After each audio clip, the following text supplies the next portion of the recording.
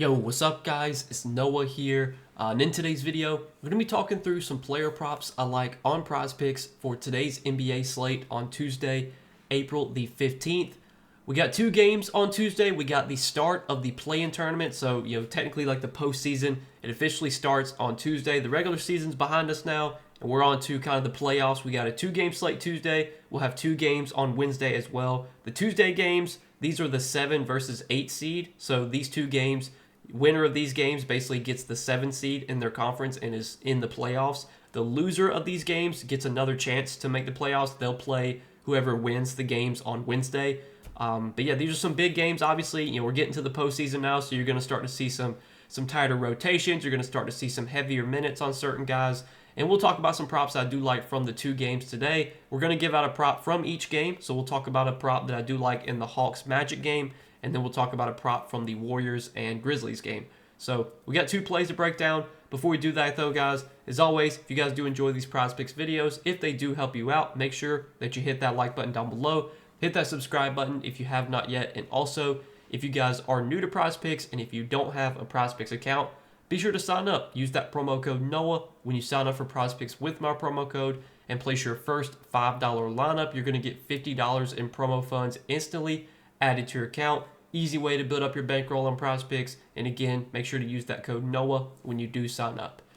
And I do also want to give a quick shout out to Sleeper because we do have a partnership with Sleeper as well. Sleeper did make a change. Their new user offer now is back to the original offer that they used to do. So on Sleeper now, when you sign up and make a deposit, you'll get your first deposit matched up to $100 when you use promo code NOAH. So they went away from the $55 in free lineups, and now they are back to their original new user offer, 100% match on your first deposit up to $100. So very simple, offer. You put in 50, you get an additional 50. You put in 75, you get an additional 75. You put in 100, you get an additional 100. So they match your first deposit up to $100. If you put anything more than $100, you put in like $200, you're only going to get a $100 bonus. But still, really good offer. This is one that you can definitely take advantage of. If you do have the funds to where you are able to make a bigger deposit, you'll get that $100 bonus. Even if you don't have the funds, if you only have like $20, $25 you want to put in, you'll still get a $25 bonus, however much you deposit. So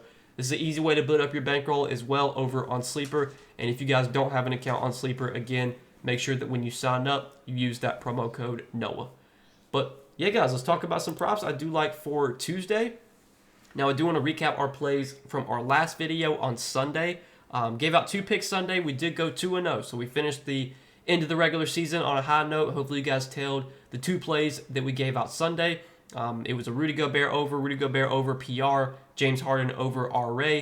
Both those plays hit relatively sweat-free. The Harden line did come down, kind of towards the end, but that game wound up going to overtime, so you had plenty of time to go over. But the Gobert line was relatively sweat-free. I think Gobert hit like in the in the third quarter. But yeah, guys, hopefully you get tailed the two plays from Sunday, made some money. Let's see if we can go 2-0. Ooh, I got to sneeze, man. 2-0 on these two picks for Tuesday. So talking through the two plays I like for Tuesday. First prop that I like is going to be from the Magic and Hawks game. So we're going to look at a fantasy score prop. And for those of you that are new to Prizepicks, fantasy score, really simple, easy, scoring chart. It's really simple to break down. You go down, you can see how fantasy points are calculated. 1 point for every point, 1.2 points for every rebound, 1.5 for every assist, 3 points for blocks and steals. You lose a point for turnovers. I've said this before. I've said this multiple times. Fantasy score props, in my opinion, are some of the best props to play on Prizepicks because fantasy score lines are lines that Prizepicks has to come up with themselves. They can't copy these lines directly from a sports book. So there's always going to be an edge with fantasy score on Prizepicks. And these are the props that I've been taking for a while. Really, ever since I started playing on Prizepicks like 4 or 5 years ago, I've been, I usually do a lot of fantasy score props. So there's a couple of fantasy score props I do like from these two games Tuesday. First one is going to be on Anthony Black. And we're going to take Anthony Black for less than 23.5 fantasy score. So if you look at Anthony Black's recent games, he did have two big games recently against the Pacers and the Hawks, but both of those games were their last two games of the regular season. The Magic really didn't have anything to play for in those games, so Anthony Black got really big minutes. The game against Atlanta, their last game of the regular season, Pretty sure they rested all their starters that game. The Magic did. I know Franz was out, Paolo was out. Wendell Carter Jr. did play in that game, but he only played 17 minutes. Contavious Caldwell-Pope played in that game, but he only played 5 minutes.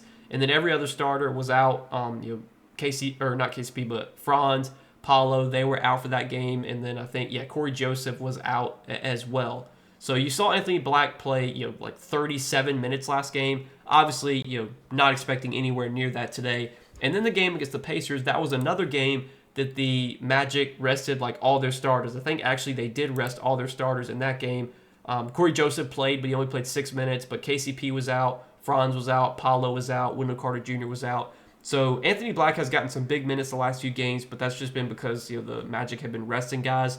If you look at the games before that, though, he wasn't really playing a ton of minutes. Now, the Boston game, he did get 33 minutes, but that was because it was a blowout. He played the entire fourth quarter in that game, basically because of a blowout, and most of the starters didn't play, in the fourth quarter. And actually, if you look at the Boston game as well, that was a game that Contavious Caldwell-Pope got injured in. KCP only played.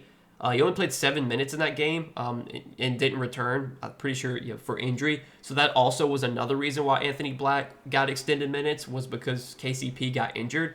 But then the Atlanta game, he only played 21 minutes. This game against Washington, he played 23 minutes. Against San Antonio, he played 20 minutes. Against the Clippers, 19 minutes. Against the Kings, 25 minutes. So he's kind of been in between like the 19 to 25 minute range. And now with it being like the play-in games, obviously these games are a lot more meaningful. We're definitely going to see the Magic lean heavily on their main guys. Franz Wagner, Paolo Banchero, KCP probably gets bigger minutes here. Corey Joseph probably won't play a ton, but Corey Joseph has still been starting, and he's been playing like 15 to 18 minutes. So with Anthony Black coming off the bench, I just don't know how many minutes he's really going to play here, especially if the Magic do kind of tighten up their rotation a little bit, lean a little bit heavier on their main guys. And even with Anthony Black, coming off the bench, let's say we project him for like 26 to 28 minutes, which I think is a little bit high. But let's say he does play 26 to 28 minutes. Anthony Black this season, he's not really been a great point per minute guy. Like, he's not a guy that typically goes out there and produces at a high rate. Obviously, he did in these two games, but, again, those games were without Paolo, without Franz. But when he's played alongside Paolo and Franz, he's not been a great per-minute producer. I mean, this season, he's only averaging 0.87 fantasy points per minute. And if you look at the minutes he's played alongside Paolo, his fantasy points per minute go down to like 0.76. In the minutes he's played alongside Franz, they go down to like 0.84, I think. And in the minutes he's played alongside Paolo and Franz, his points per minute, fantasy points per minute, go down to like 0.68. So he's probably going to play almost all of his minutes with Paolo or Franz on the floor. Like, one of those two guys for the Magic are going to stagger Paolo and Franz. So one of Paolo or Franz is pretty much going to be on the floor at all times. So Anthony Black's not really going to be able to like run the offense like he maybe would if those guys were off the floor. There can be some times when Anthony Black comes off the bench and then he kind of gets to run the second unit without Paolo and without Franz. But with this being a play-in game, a more meaningful game, I am expecting the Magic to tighten up the rotation here, and I'm expecting them to stagger Paolo and Franz. I'm pretty sure they did that all last postseason, expecting them to do that again here. So I just don't know how much usage Anthony Black's really going to be able to get. I don't know how many minutes he's really going to be able to play here either. Coming off the bench, I'm expecting about 25 to 26 minutes for Anthony Black. And if we project him for that many minutes, this fantasy score line of 23.5 just looks a little bit high. In my opinion, I think this line should be like 21.5, 20.5. I think it's about 2 or 3 points too high. And if you look at Anthony Black's projections for this game, or just for today, so his PRA line is set at 15.5 last time I checked. Yeah, so he's got a 15.5 PRA line. I mean, Anthony Black, he can get steals and blocks. Like, he's had games recently where he's gotten some steals and blocks. Like, he had 3 steals and 1 block last game, but I mean, he played 36 minutes. Like, you look at the games, though, where he's played like 20-ish minutes. He had 1 block. He had 2 blocks, 1 steal. He did have a game where he had 2 blocks, 3 steals, 2 steals, 2 steals. Like, he can get steals and blocks, but he's typically not a guy you project to get a bunch of steals and blocks. So I think his PRA line and his fantasy score line being 8 points apart, that feels a little bit much to me. Even if we project Black to get like maybe 2 steals or blocks here, that still probably puts him at like a 20.5 fantasy score line and not 23.5. So I do think this 23.5 fantasy score line on Anthony Black is a little bit high here.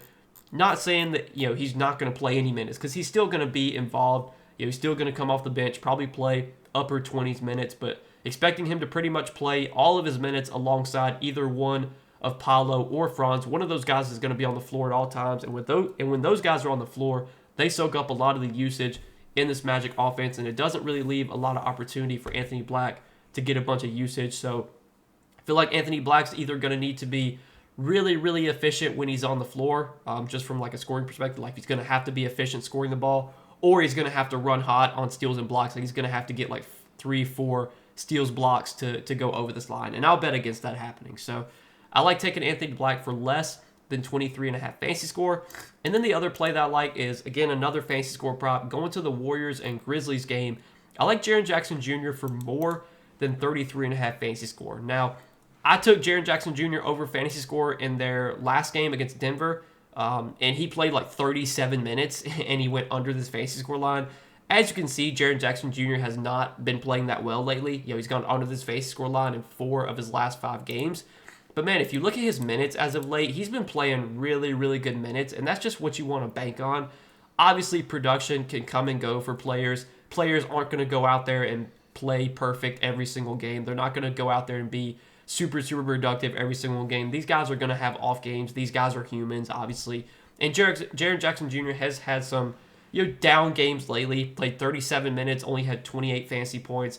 Played 37 minutes against Minnesota. Tough matchup. Only had 29.7 fantasy. And then against Charlotte, he did lose minutes because that game was a blowout. Only played 26 minutes. But did get 35 minutes against Detroit. Played 37 minutes in this game against Miami.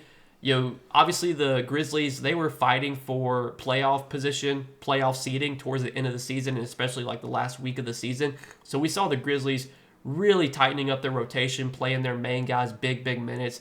And that meant a lot of minutes for Jaren Jackson Jr. Now, Jaren Jackson Jr. has only averaged like 30 minutes per game this season. But with it now being the postseason, I'm expecting bigger minutes for Triple J. We saw him playing big minutes to end the regular season. And this is a player that has historically been productive when he's been on the floor. I know his production has been down as of late. It's been really bad.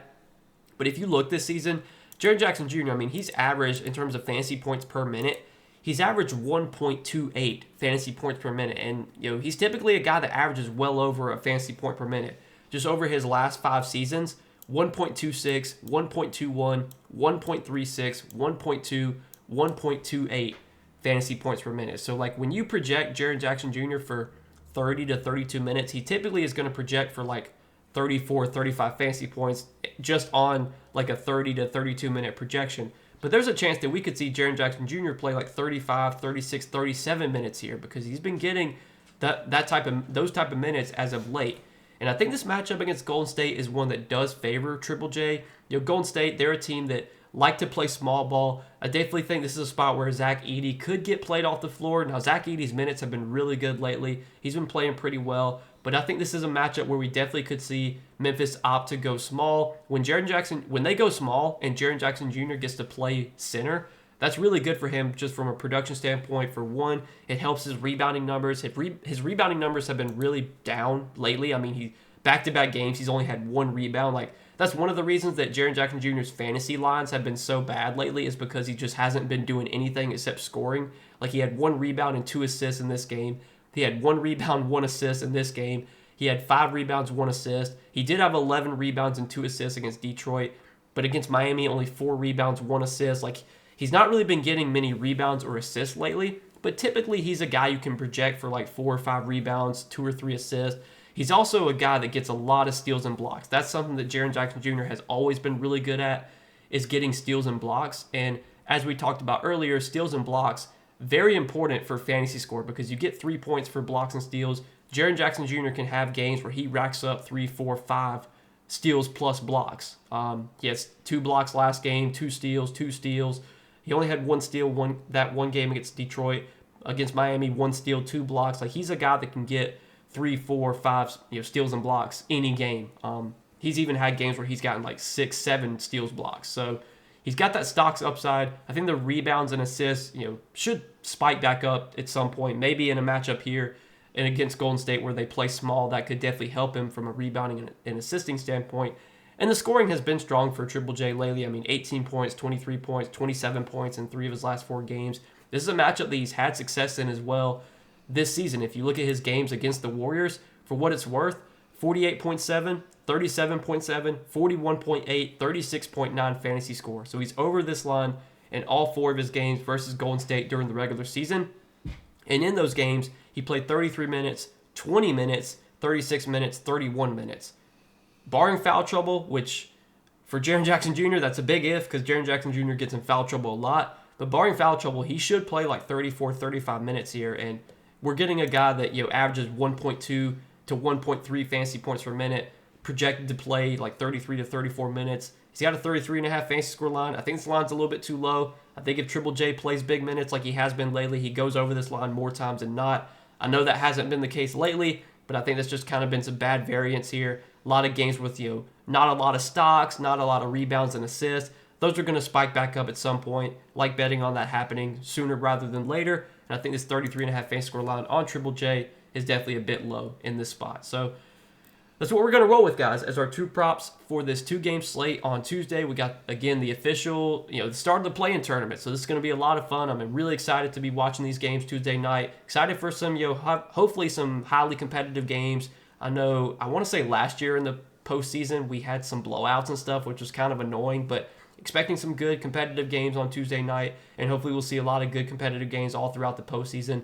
But I'm going to be doing Prizepicks content, all throughout the playoffs, pretty much until the end of the regular season. So if you guys, into the postseason. So if you guys do enjoy these Prizepicks videos, and if they do help you out, hit that like button and hit that subscribe button as well. And also, if you guys are new to Prizepicks, and if you don't have an account over on Prizepicks, use that promo code NOAH when you sign up. And when you play $5, you're going to get $50 instantly added to your account. So check them out if you have not yet. But good luck tonight, guys. Let's win some money, and I'll see you guys in the next video.